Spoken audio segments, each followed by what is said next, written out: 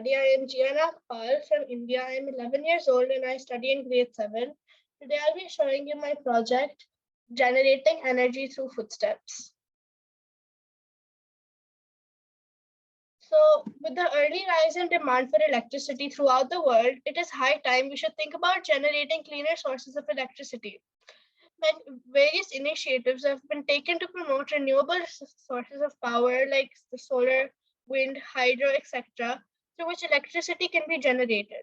But electricity can also be generated using footsteps using the piezoelectric sensor. The piezoelectric sensors are devices that convert mechanical pressure into electrical signals. The piezoelectricity is the property of certain materials to generate an electric charge under mechanical stress. This is due to the movement of charged particles within the crystal structure of the material. And the piezoelectric materials are used in a variety of applications, from musical instruments to medical imaging. The potential for piezoelectricity as a renewable energy source is just beginning to be explored.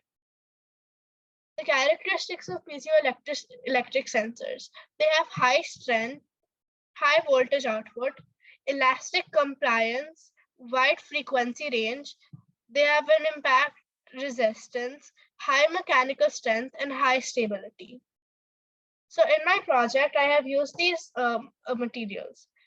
I have used hardboards for the bottom and top. I have used piezoelectric sensors, a bridge rectifier, which is made using diodes, a capacitor. On an average, one person in one day walks 10,000 steps. One person? Yes. Wow.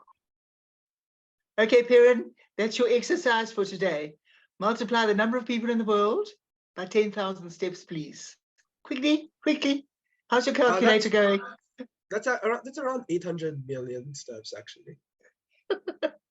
Can you imagine just in your little community, and then we've got to stretch it to your village, and then your city, and then your, goodness gracious me. Hold on, I need to do some recalculating. No, wait, that's already in the trillions. Wait. Yeah, that's a lot. That's more than a trillion. Like I think that's like 80 trillion to like 800 trillion. That's a lot. Well, it just shows how useful this whole idea from Jiya is. Jiya, would you like to carry on? Go ahead, Jiya. So, this is the image of my project. This image is the board, and these are the 9 piezoelectric sensors that are connected to each other. And this picture is the bridge rectifier and the other circuits. This is the LED that will be lighted up using the power. So this is the video. I have made this tile with 9 piezoelectric sensors. Power is generated when the pressure is applied and released. I have connected. I hope you can hear it. Yes. Yes, we can. The 9 sensors in series so that the generated voltage will be added up to generate more voltage. The generated voltage here will be very less, but if hundreds of sensors will be connected, the contribution of all the sensors will generate lots of power that can be stored and later used directly or through inverter.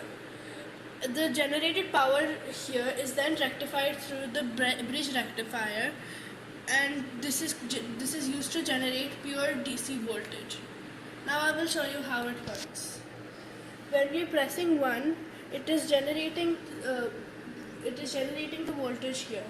Now we will press it all together.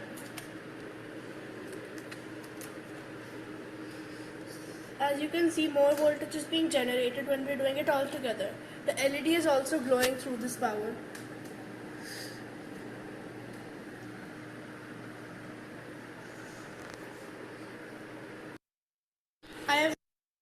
So this is the circuit diagram for this project.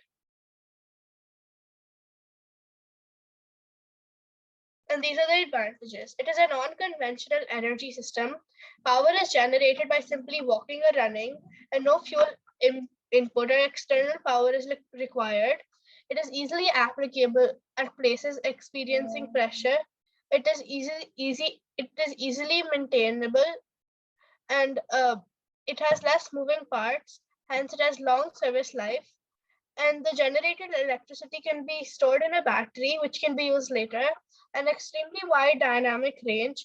It has an extremely wide dynamic range, and it is almost free of noise. Thank you.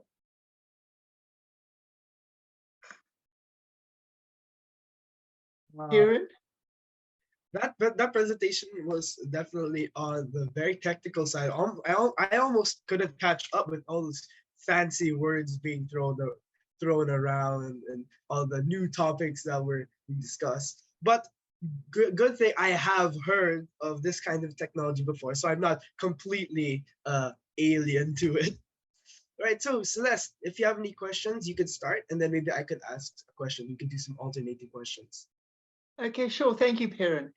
Jiya, a very nice interview, presentation, even though it was a little bit jumbled because of technical problems. What made you, well, obviously what made you think of the idea we all need electricity, and this is a very good way of generating electricity. But in your mind's eye, how did you see your project becoming real? Let's take a small section of a town or a city. Do you see them as sidewalks? Do you see them as over bridges? How do you see it actually coming to life? So I was reading this magazine article about how electricity can be generated through footsteps. I got the idea from there. And also, if this was to be built into a larger area, then the tiles that would be on the ground where the people walk, they would have piezoelectric sensors beneath them, and the energy that would be generating from that from like that pressure would be stored in a battery, which can be later be used to power the houses nearby. Oh, I see. So the action is one. The person is walking on top. The electricity is being generated, filling the battery, and then somebody will come collect those batteries and distribute them. Yes. Okay, thank you. Interesting. Will people know that their steps are generating electricity? Would there be a pathway that says walk here to generate electricity, or help us, or how would people know that they would be part of solving a major world problem?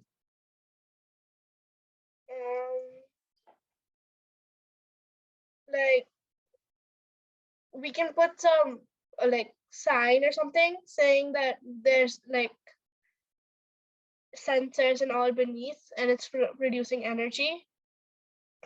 Okay, because I think once people know what they're going to do, they would be eager to assist. But sometimes you've got to educate the public, not so. To say, Yeah. if you walk here, look at the good that you're doing. So please help us and walk here. Okay, but well done. Thank you, Jiya. Perrin?